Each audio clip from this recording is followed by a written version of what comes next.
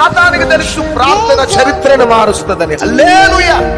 నువ్వు ప్రార్థనలో ఉంటే వాడి నెట్వర్క్ అంతా కూడా బ్రేక్ అయిపోతుంది. మనకి తెలుసు నీ ప్రార్థన ద్వారా వాడు ఎక్కడెక్కడైతే నీకు దూరం చేసినాడో, ఎక్కడెక్కడైతే నేను నష్టపరిచినాడో, ఎక్కడెక్కడైతే నేను శాపానికి గురి చేసినాడో, నువ్వు మరలా ప్రార్థన ద్వారా దీవించబడతావని వానికి తెలుసు. కోల్పోయినవి మరలా నువ్వు పొందుకుంటావని వానికి తెలుసు. నీకు దూరం అయిపోయిన వారందరూ మరలా నీ దగ్గరకు వస్తారని వానికి తెలుసు. అందుకనే నిన్ను ప్రార్థనలో ఉండనివ్వడు. అందుకనే నిన్ను బిజీ పెడతాడు. Be careful. ప్రార్థన చేయటానికి మోకరించగానే నిద్ర మత్తు కలుగజేస్తుంది. ప్రార్థనలో ఉండటానికి నువ్వు తీర్మానం చేస్తున్నప్పుడు స్నేహితులు వస్తారు, రక్త సంబంధులు వస్తారు, బంధుమిత్రులు వస్తారు, మొబైల్ ఫోన్ రింగ్ అవుతుంటది. వాని పని అది. నువ్వు అన్నిటికీ సాక్రిఫైస్ చేసుకొని అన్నిటిని వదిలిపెట్టుకొని ప్రేయర్ లో ఉంటావా, వాడి కంట్రోల్ తప్పుతాడు. ఏం చేయలేడు వాడికి.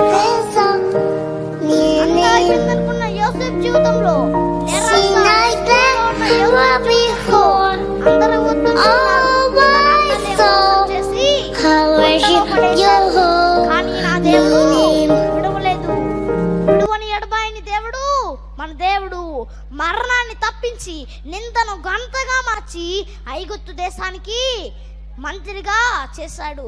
ఆ దేశాన్ని కరువులో నుండి సమృద్ధిలోకి నడిపించేలాగా నా దేవుడు చేశాడు. హల్లెలూయా. యోసేపు ఈ లోక పదను బట్టి అతిశయించలేదు. దేవుడు తనకిచ్చిన ఆశీర్వాదాన్ని బట్టి అతిశయించలేదు. ఆపదలో తన అన్నలను ఆదరించి ఆదుకున్నాడు. దానియేలు కూడా దేవుడు తనకిచ్చిన ఆశీర్వాదాన్ని బట్టి అతిశయించలేదు. దేవుడు తనకిచ్చిన సౌఖ్యాన్ని బట్టి అతిశయించలేదు. దానియేలు దేవునికి విధేయత చూపించాడు. విధేయతతో విజయం సాధించాడు. దేవుని ఆజ్ఞలు, ఉపదేశం, ఈ రెండూ లేకుండా నీకు శాంతి ఎక్కడికి వెళ్ళి వస్తుందమ్మా? చాలా మంది అంటారు నా ఇంట్లో శాంతి లేదండి. సుఖం లేని జీవితం అండి. ఎందుకు సుఖం ఉండదు? బైబిల్ ఏం చెప్తుందంటే నువ్వు నా ఉపదేశమును మరువకు. ఉపదేశం ఏంటి? ఈ రోజుల్లో అప్పులు పోతాయి, సమస్యలు తీరుతాయి. ఇది ఉపదేశం కాదు.